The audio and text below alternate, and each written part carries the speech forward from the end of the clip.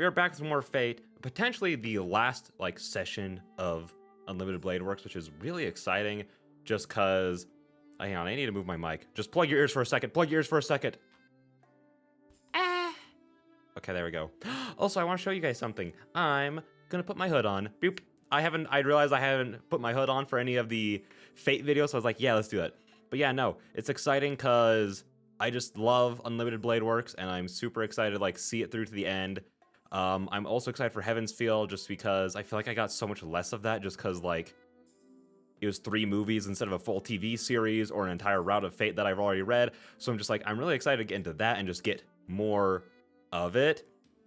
Because I think in terms of vibes, Heaven's Feel is probably my favorite in terms of vibe. It's not my favorite in terms of story so far. Right now, it's probably... Do I want to talk about this now? I think Unlimited Blade Works, the anime by Ufotable, is still like my favorite version of Stay Night. I know a lot of people are going to hate that because a lot of people have umbrage with the anime, but like that's a talk for another day. But yeah, and then after that, I also have other visual novels that I'm just excited to get into, and we'll talk about more of the order of what I'm going to do at the very end. So yeah, without further ado, let's get into it. So I'm forced out of Tosaka's room. She told me that girls have their busyness, so I should be considerate and go back to my room. Don't be stupid. Guys have a lot of busyness as well. I thought that was Tosaka. I do, but I didn't say so in front of Tosaka. I bet she would have gotten me back right on the spot if I said so. Besides, no matter what Tosaka may need to do, it's true that we don't have much time. The date has changed already. I bet we should be heading out to the Ryoto Temple within an hour.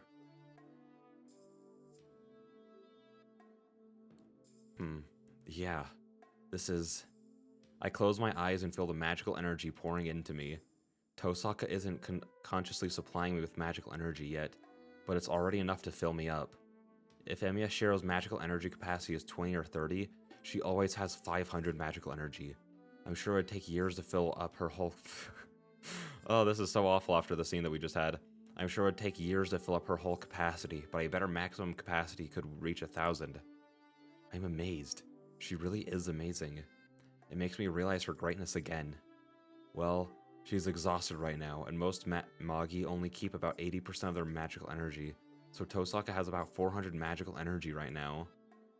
But that is still a huge amount. I use about 2 magical energy to use 1 strengthening magic, and about 5 magical energy to use 1 projection magic. Using that example, I can use my projection magic dozens of times now when I could only do it 6 times before. Well, a cheap vehicle will overheat even if there is enough gasoline. But this has greatly increased my power. I might even be able to beat the King of Heroes with this. All that's left is... There's 1 hour. I should rest my body until then. I'll rest and restore the energy I used by having sex. Everything is set. I'll fully prepare myself since Tosaka has opened up her body to me.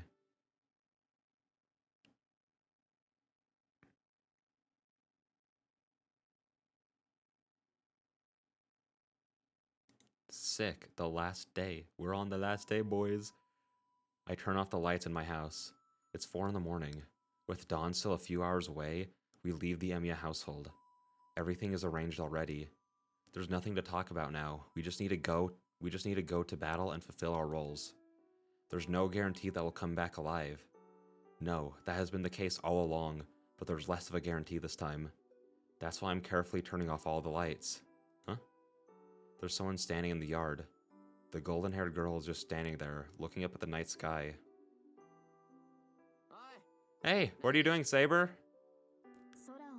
I was watching the sky and this house. Her reply is gentle. She's looking at the house with an expression different from the first time I met her.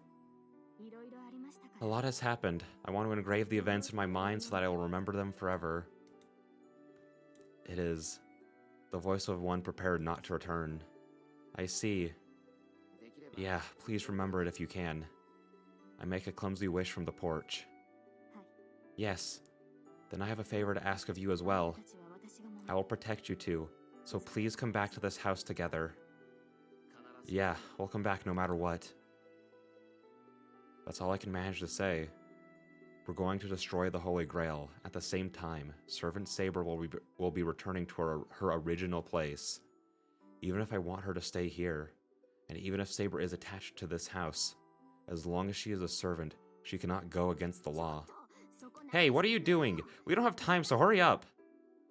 A voice urges us from the entrance. Tosaka must be waiting at the gate, ready to go.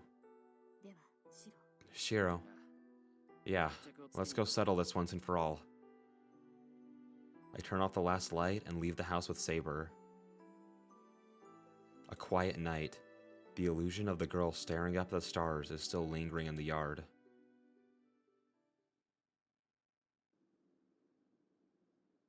The plan goes like this.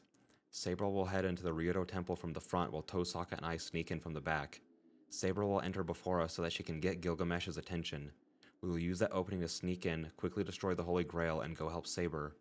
I'll keep Gilgamesh at bay by projecting his noble phantasms, allowing Saber to finish him off. That is the only plan we have. It is a path that you can barely call a road. Tosaka must have researched it beforehand as she goes up without hesitation. At night, the mountain is dark and ominous. It is natural for the sacred mountain to reject people. The dark mountain is threatening, but it is an embodiment of the pure gods at the same time. But this isn't normal. It smells so bloody that I feel sick. Tosaka stares up at the summit where the Ryoto temple is. Smelling bloody is just a phrase Tosaka used. There is no smell of blood coming from the mountain. It just feels strange. The air is damp and it sticks to the skin like a membrane. This place is suffused with the life force so strong that I can't tell if the breathing I hear is mine or the mountain's. I feel like I'm climbing up a big, living organ rather than a mountain. I know it's late to ask, but how do you feel, Shiro? Then, Tosaka suddenly asks me such a question. Huh?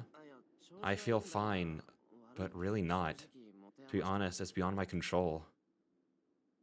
I honestly tell her, I can easily project dozens of weapons with this amount of magical energy, but it's like having a jet engine inside of a worn-out plane, so the fuel might leak out and explode if I let my guard down. Wow, that's a luxurious worry, but it did succeed, huh? I was worried since it was the first time. My face burns up the instant I recall it. Hold on, please don't talk about it right now. Oh, these don't have voice lines. I mean, any, audio to them. Is it because it's like a sex-exclusive route line, and did the sex scene have any? I don't remember if the sex scene had any, voice acting in it. I know, I feel the same way. I'm talking about something else. I'm talking about the balance of the magical energy I'm giving to you and Saber. I'm sharing my magical energy between two people, so Saber is getting less energy now. Oh, I see. Then does that mean that Saber can't fight with all her power? Hey, don't take me so lightly. I won't do such a clumsy thing. The magical energy I'm giving you is small, so it's fine. We can't push it. Saber can only use her holy sword once. She can only use her holy sword once? Then we can't use the holy sword against Gilgamesh. Saber's noble phantasm has to be saved to destroy the Holy Grail. Then Saber has to keep Gilgamesh busy without using her noble phantasm?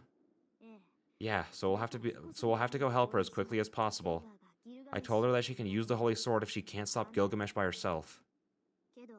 But that would be it for Saber. Only her holy sword can destroy the Holy Grail. My breathing stops. Wait, did I just... So... My breathing stops. In short, she'll have to use her holy sword at the cost of her existence. Tosaka, that's... It can't be helped. It's what Saber said. She will destroy the Holy Grail even if I stop her. Tosaka murmurs as she looks away. Damn, how stupid of me. It must be hard for Tosaka as well. Tosaka doesn't want Saber to disappear either. Then, let's hurry. We won't give Saber to Gilgamesh. Of course not. She's mine. I won't let him kill her. We run. We know what we have to do. We have to stop the Holy Grail as fast as we can and go settle the match with Gilgamesh. I need while the interlude start. Oh right, I need to click a button. Wait, I don't need to click a button for the interlude to start. Never mind, ignore me. There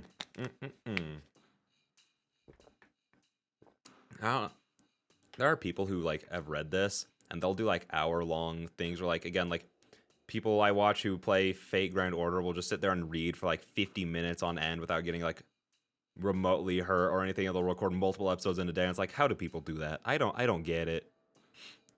The mountain is rumbling. The sky is filled with dark clouds, and the trees are rustling as if shivering with fear. She watches it all at the entrance to the mountain gate. She understood that the Ryoto temple was poisoned the instant she approached it. The golden servant isn't the only one waiting for her at the top of the stairs. Something strange is waiting for her. She takes a big breath.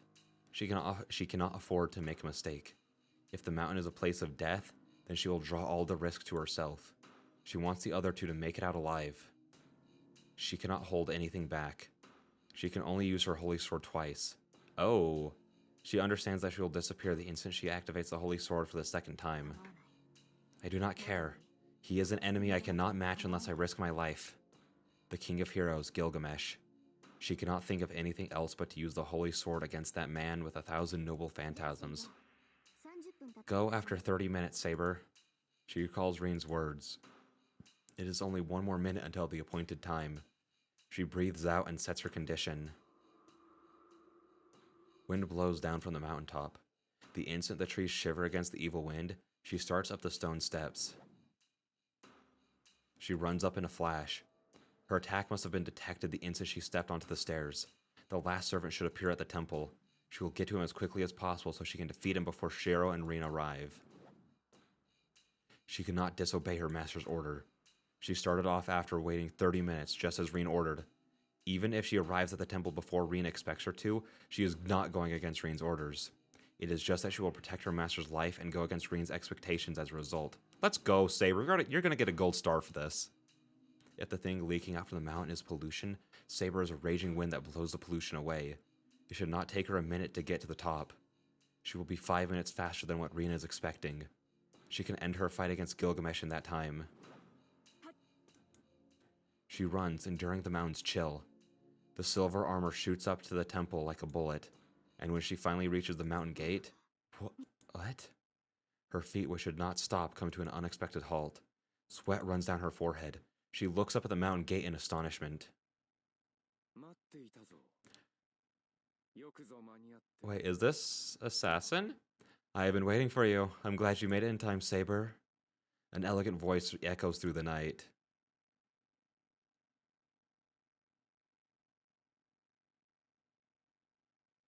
Moonlight glints off the longsword.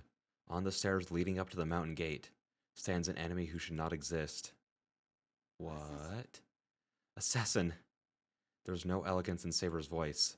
An enemy that should not be there. An obstacle that should not exist. She cannot be calm in the face of these surprises.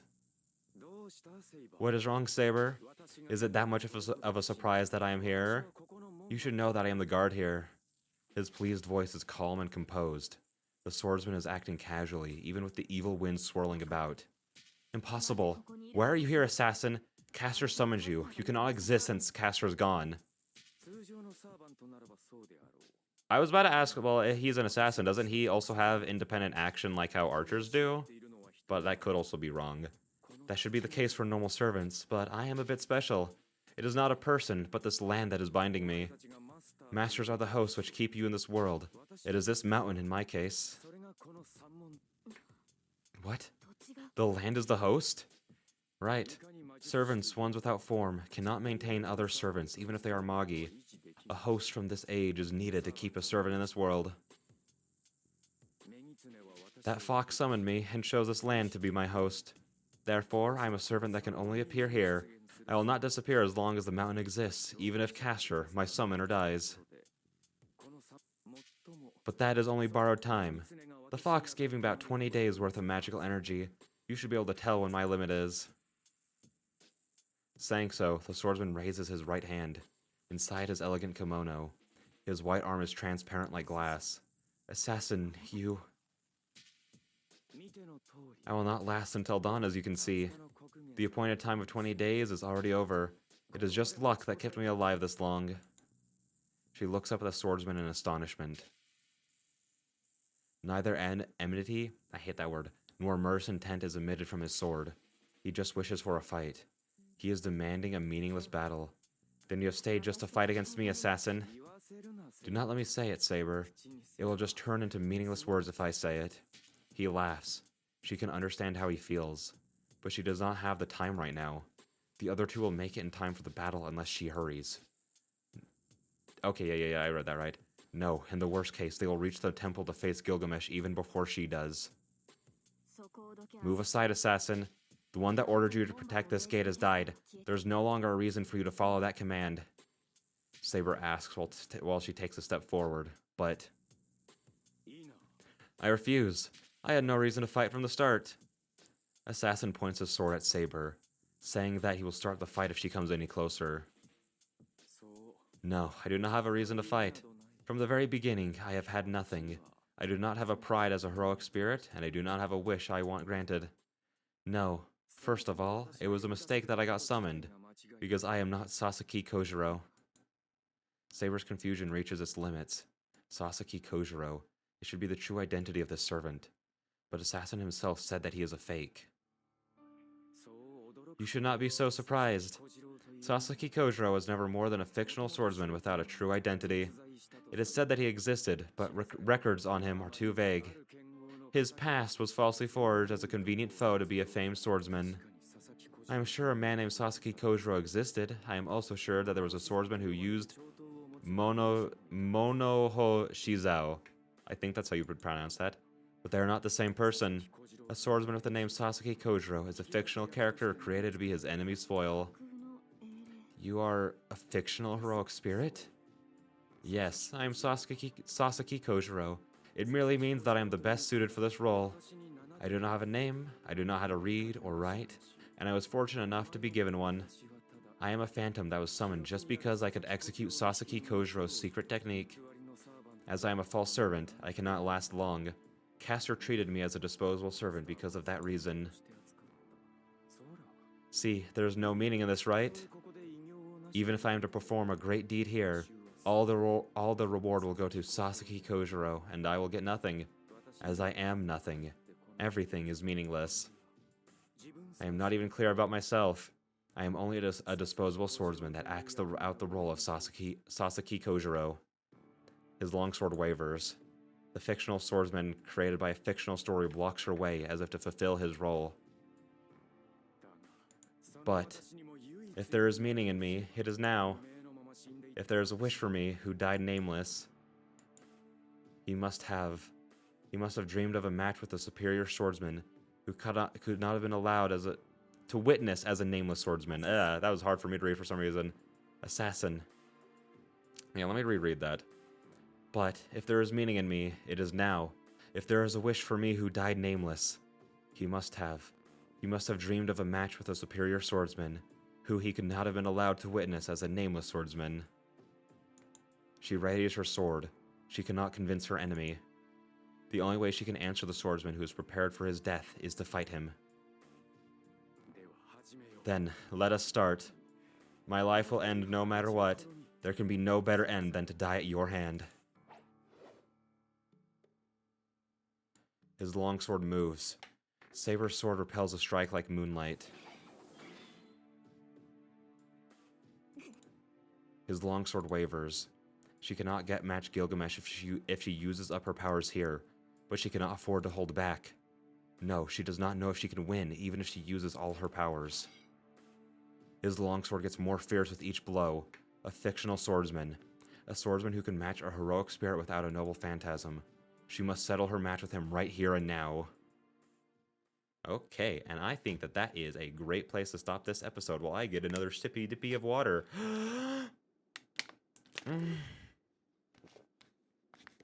Anyways, I will see you guys in the next one. Also, I'm very excited because I don't remember this part at all in the anime. Again, it's been a while since I've seen the anime. I do want to rewatch it. So I probably will, at some point in the future, rewatch the anime. Maybe over the summer, I say, because this will be coming out, like, the last week of May the first week of April, last day of March. Maybe I'll do, like, a Fate rewatch, because I've been wanting to rewatch Zero, so I'm like, maybe I should also watch Unlimited Blade Works and The Heavens Feel.